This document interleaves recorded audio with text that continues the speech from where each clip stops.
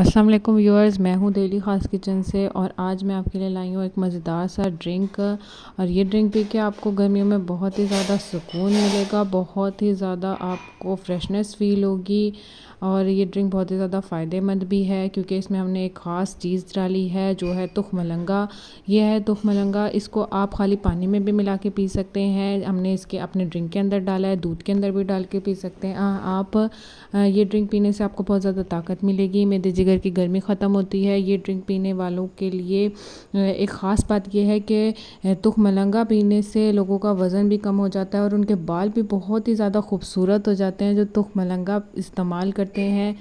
आइए चलते हैं अपनी रेसिपी की तरफ।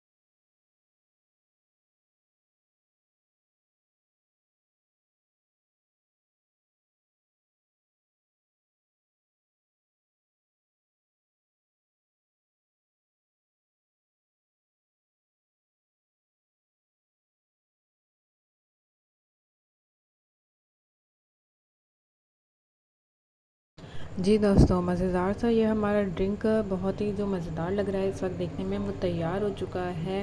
अपना बहुत सारा ख्याल रखिएगा और हमारी नेक्स्ट रेसिपी का इंतज़ार कीजिएगा। हमारे चैनल को ज़रूर सब्सक्राइब करें। अल्लाह हाफ़िज़ व्यूअर्स।